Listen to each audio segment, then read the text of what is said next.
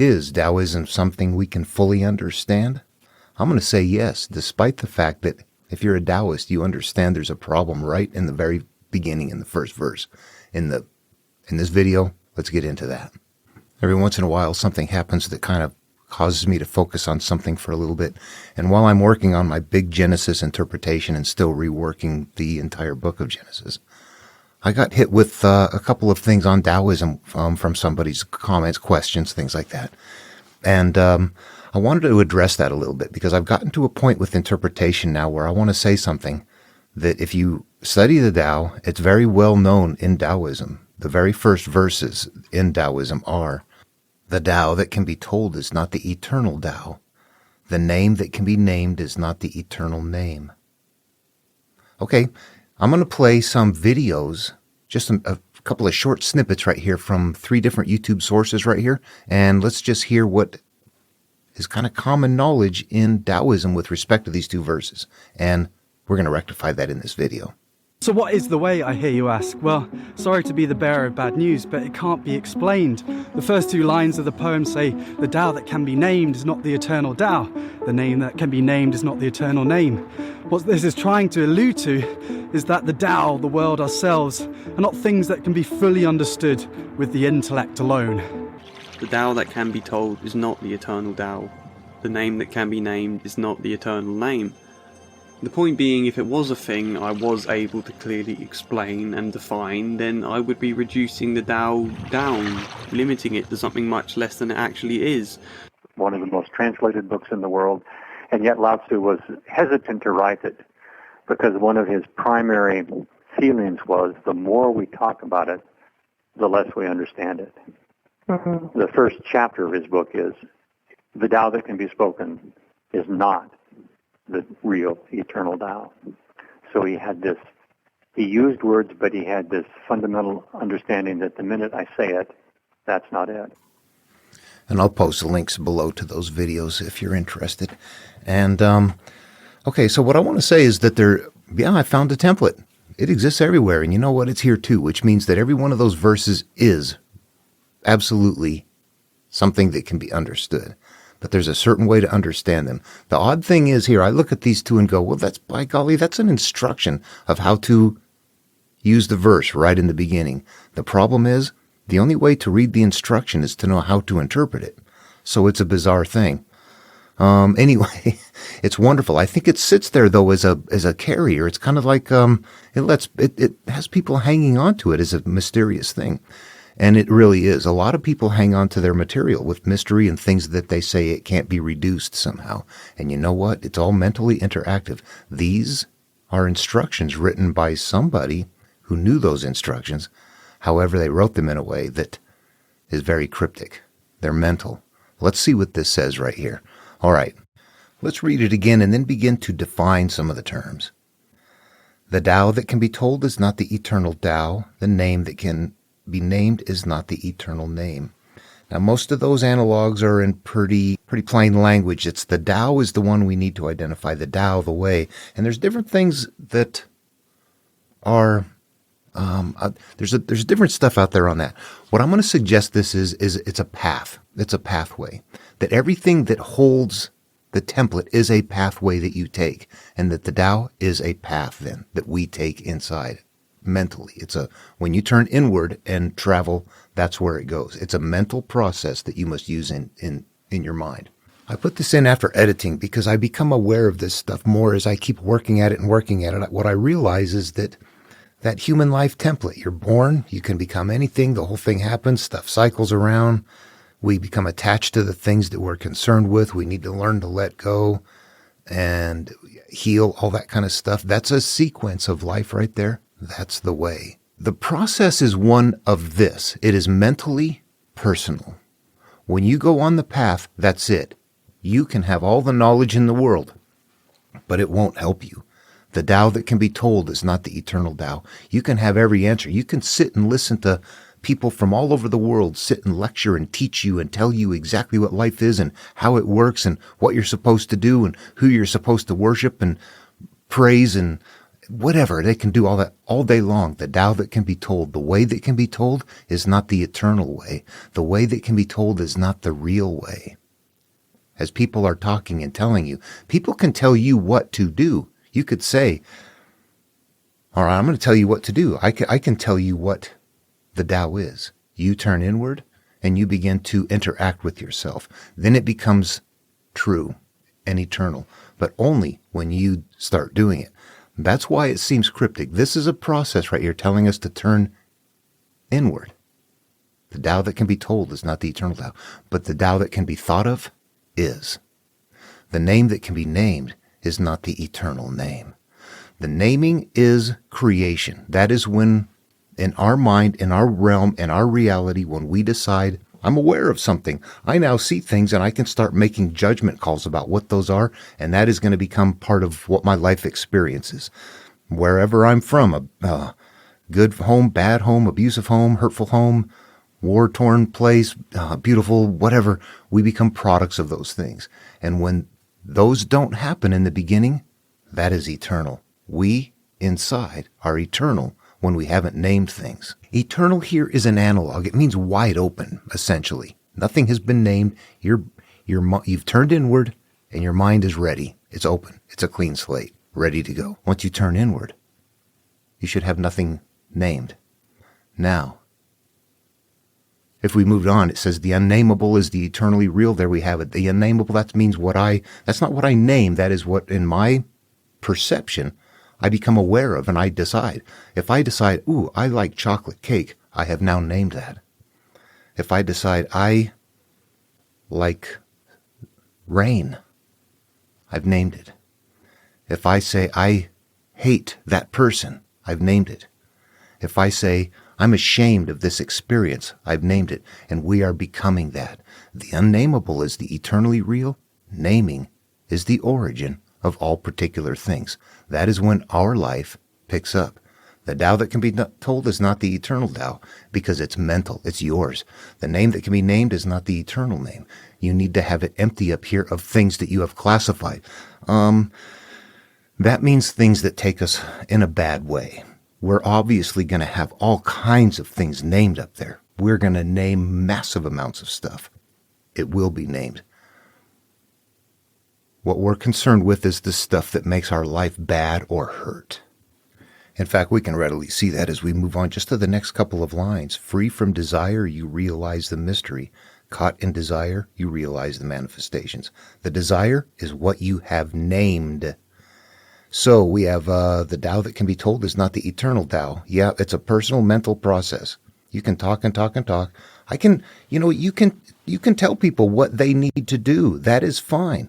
But it doesn't do anything until the person makes it theirs. It only becomes eternal when you turn it inward and use it in your brain. Therefore, we just turned inward right there and made it mental. The unnameable is the eternally real.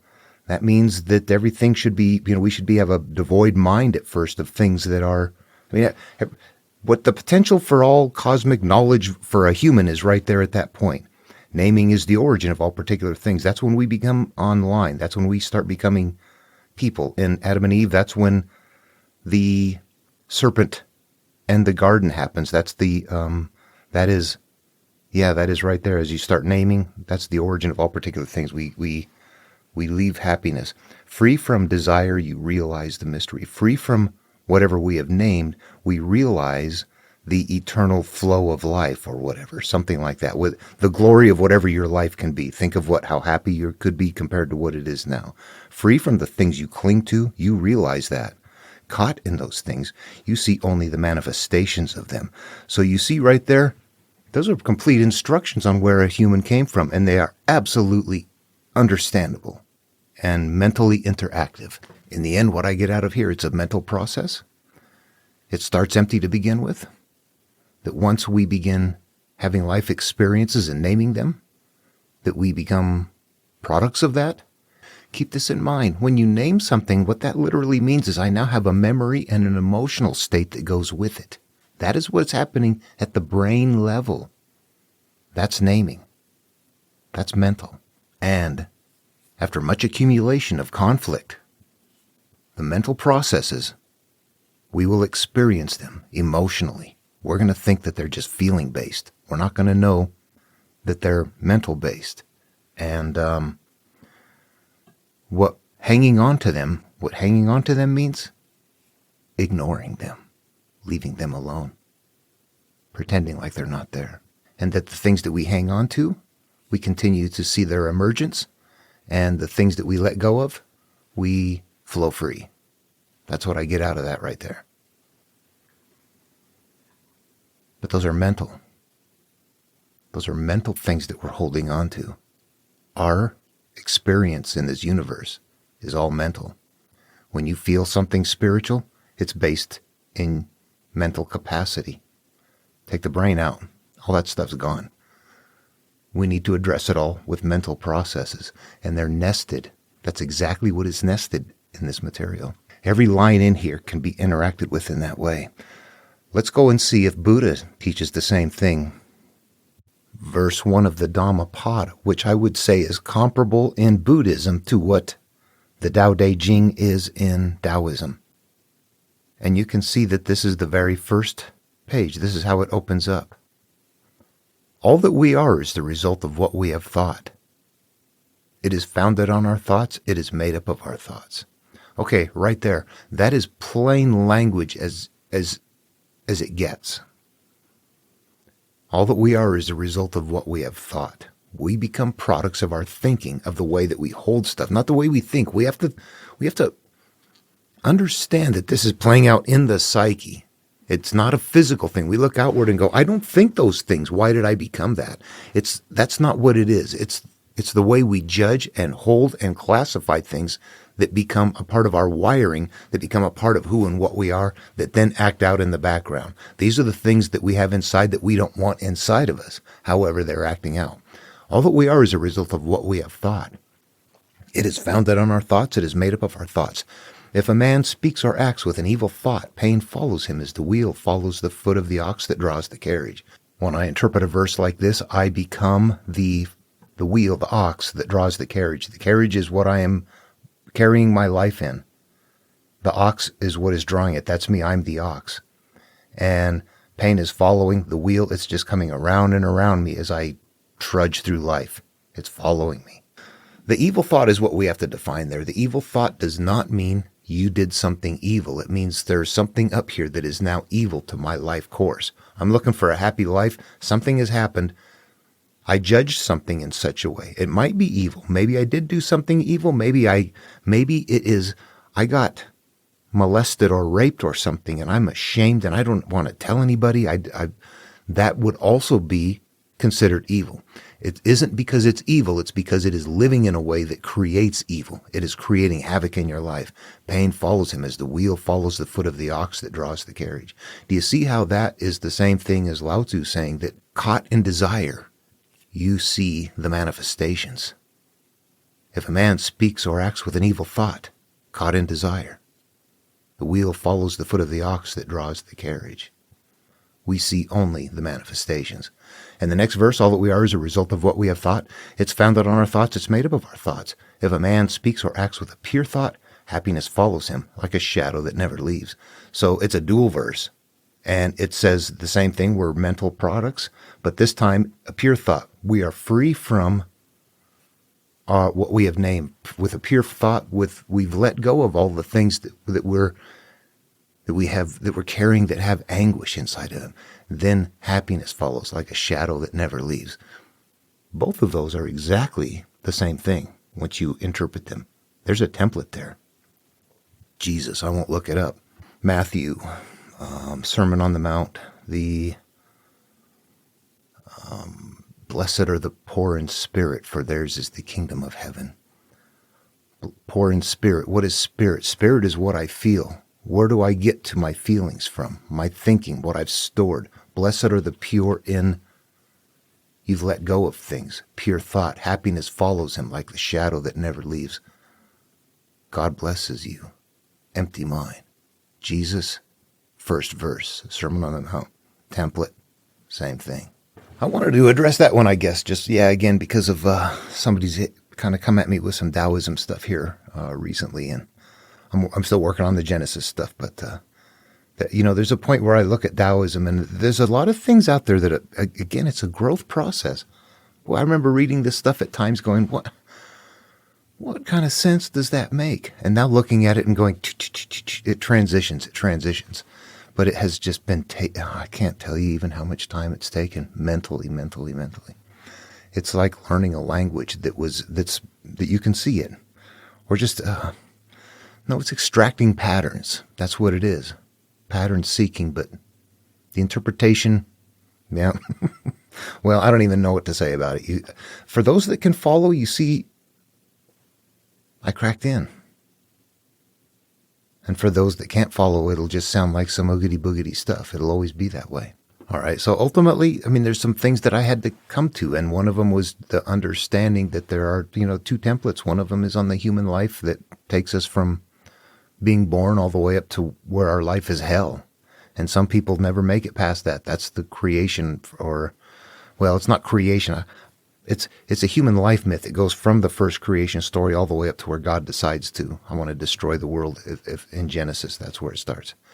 And then the monomyth sequence begins to pick up at that point. And all of that is based, however, on the human life. I'm born, I come about this way, I'm naked, unashamed in the beginning. That means I'm a little kid that doesn't have I'm not covered with anything. I'm not hiding anything. I got nothing to fear.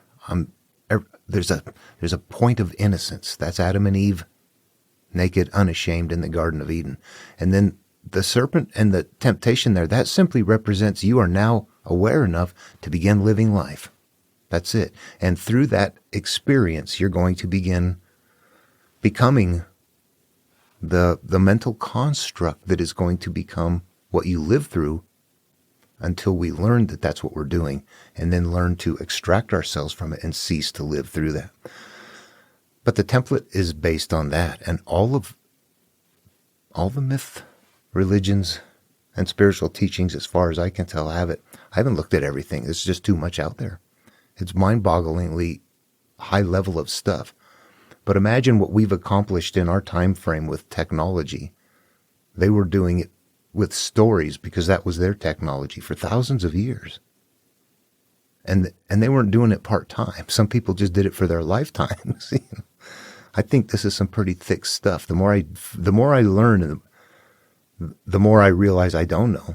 All right, just to close it up, did we cover the verse? The Tao that, it can't be understood. No, let's listen to George again real quick here and see what this sounds like. So what is the way, I hear you ask? Well, sorry to be the bearer of bad news, but it can't be explained. The first two lines of the poem say, the Tao that can be named is not the eternal Tao. The name that can be named is not the eternal name.